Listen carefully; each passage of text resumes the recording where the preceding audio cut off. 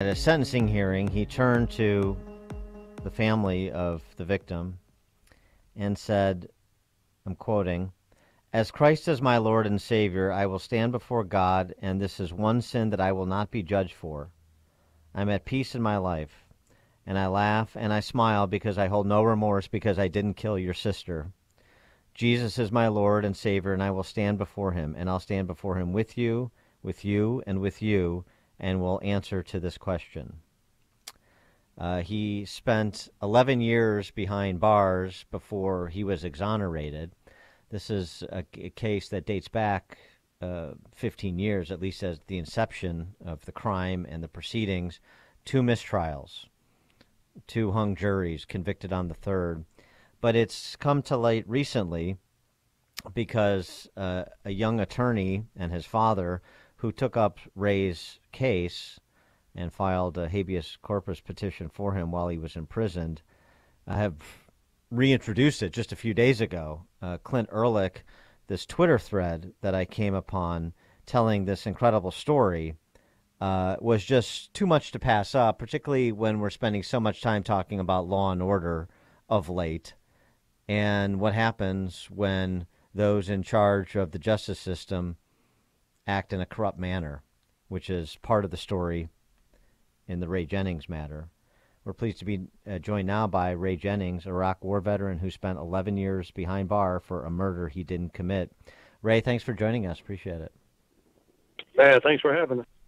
So, again, we're a few years removed from you being set free now, but walk us through a little bit of the case before we get to some of the takeaways and find out how you're doing now. You were working as a security guard near where the murder occurred while you were studying, I think, for a U.S. Marshal's exam, if I'm remembering the Twitter thread properly. And then this killing happened. Police questioned you. You tried to be helpful, and it went from there. Yeah, so basically in February 22nd of 2000, as you stated, a young lady was shot and killed in her car at a park and ride. I was the unarmed security guard out there that night, heard the shots, called for shots fired to my dispatch, which in turn called for sheriff's department. And, the story just takes effect from there. And it's basically me being, thinking I'm being helpful in the situation and giving as much information as I possibly could.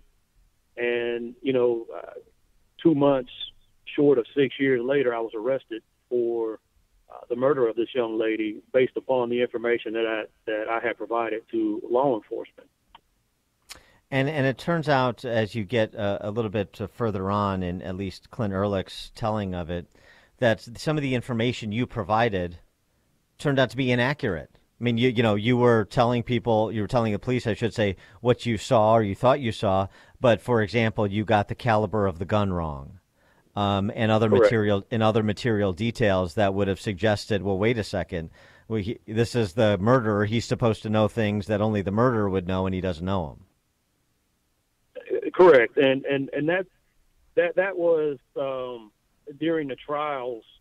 The district attorney had a way of putting his words into action and saying, "Don't worry about the things that he got wrong. Think about the things that he got right."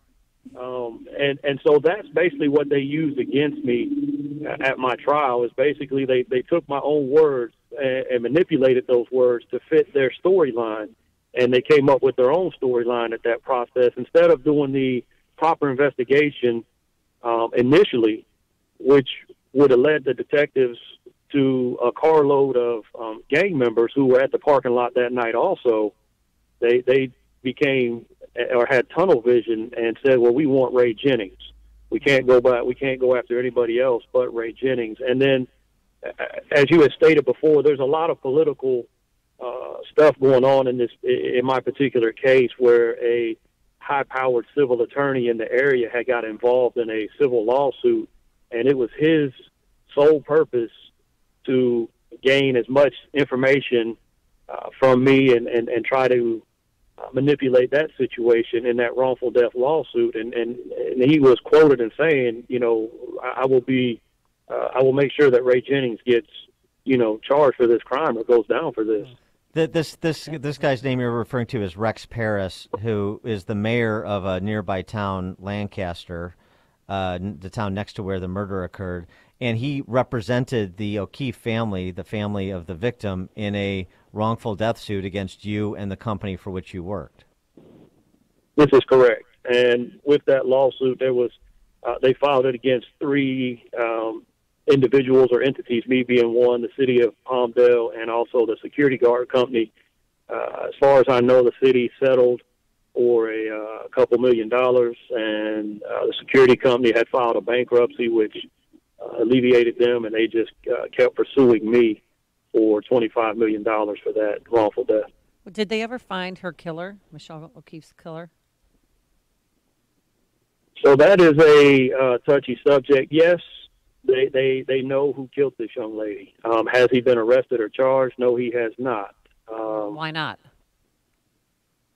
These are questions I can't answer. I have no idea why not. If you want to know my personal views on things, it's more political than anything. There was such mishandling of my case that once they do, if they ever do charge this gentleman, who's currently incarcerated as we speak, if they ever do charge him, and then once all the details do come out, it just puts a black eye on the Los Angeles County District Attorney's Office. And I think that's the major issue that they have is they've already had to admit that they made a grave error in not only arresting me, not only charging me, but trying me 3 times and then, putting me in prison. And I don't think they want to go through that again. And I believe, in my humble opinion, that that's the issue. It's not just L.A. County, it's also the FBI, because to build a case against you, there was an FBI profiler that was brought in. Correct. Mark Safarik, he came in and he was the district attorney's star witness as an FBI profiler. And in each one of my trials, he made it very clear to everybody that nobody in the world, except for Ray Jennings, could have committed this murder. And what he basically did was took the storyline from the end, and then he just backed it up, and he put pieces of the puzzle together that made it fit his narrative to say that Ray Jennings was the only one that could have killed this girl. Do you want him to go to prison for perjuring himself on a witness stand? Well, I would love for him to. I would love for him to suffer some type of repercussion, as well as the DA's office, the gentleman that prosecuted me, Michael Blake. But in a sense, these guys are like Elliot Ness, and they're untouchable in a sense. And it's very troubling to know that DAs, district attorneys, or even FBI profilers, they can constantly either try people or take the stand against individuals, and come to find out, that their testimony was inaccurate or false. And then the DA also, knowingly would try somebody with information that has not even been investigated and continue to process, somebody's life and so forth. And then no repercussions are given to these individuals. They're given a slap on the wrist, if that, and said, okay, we'll go find somebody else to convict then. It's very sad. And then your third trial, they have the case removed from downtown L.A., and they have it held in a community where, your name had been plastered all over the place as the murderer of this college student. So the first two trials, they have jurors that won't vote to convict downtown L.A. Then they take it to a smaller community where you're labeled, and, in combination with everything else that's going on that you're describing with the FBI criminal profiler, with the mayor who's representing the family in a wrongful death suit, they get a conviction. This is correct. It made no sense. And again, this has to do with people of power being in the right position to make these type of moves. And the case should have never been moved. It should have never been tried a third time in the first place.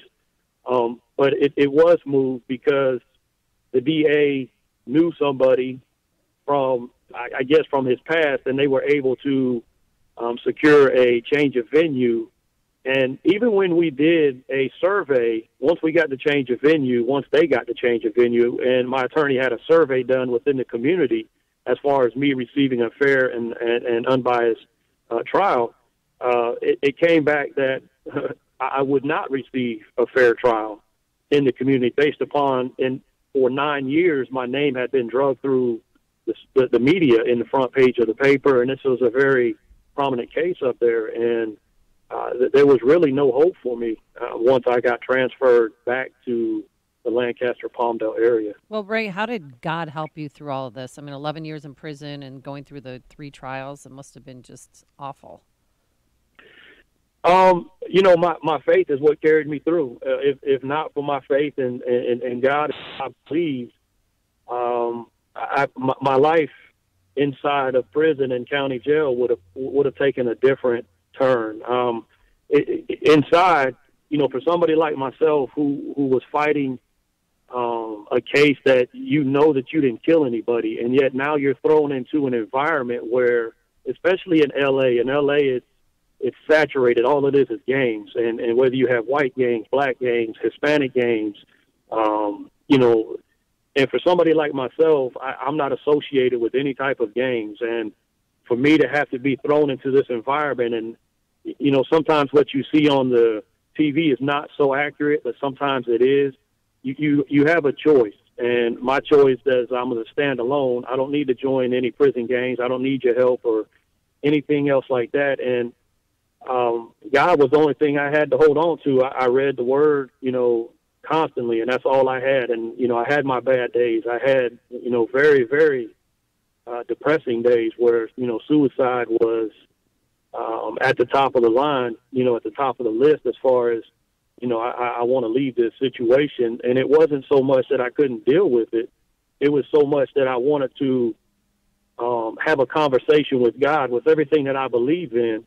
You know, I wanted to have this conversation on, like, why are you doing this? Like, why do you put people through stuff like this that we're supposed to believe in you? And, you know, you start questioning God and what his plans are for your life or just in general in the world, you know. And so without that, I would have went down a different path, to say the least.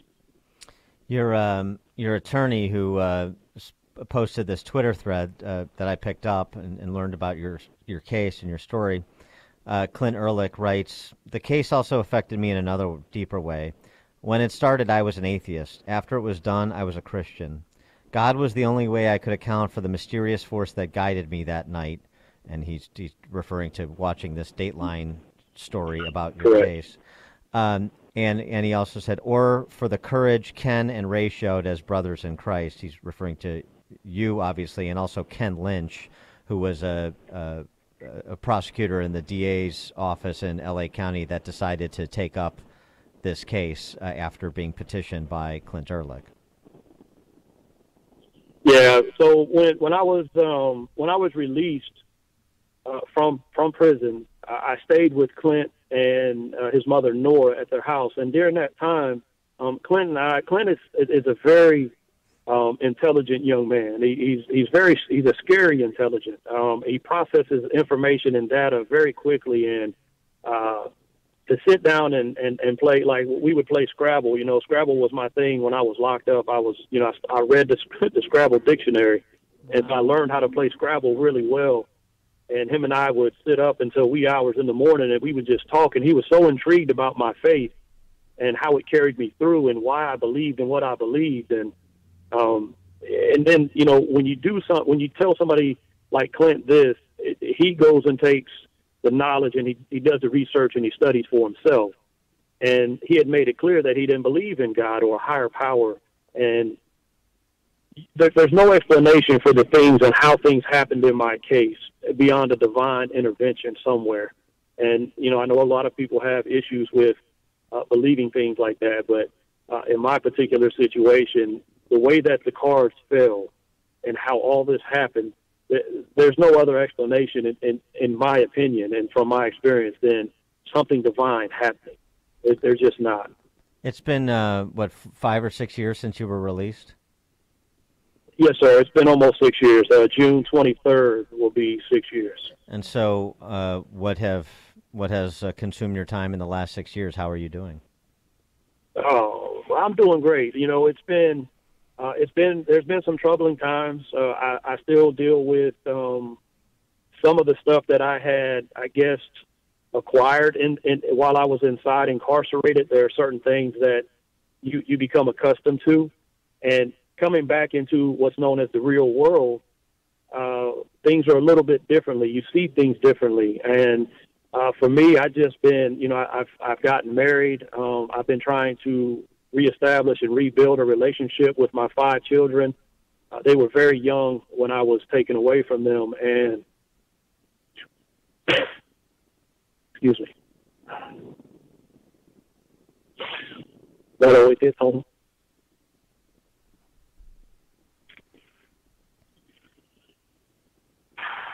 Take your time. And that's been, that's been it's been very trying.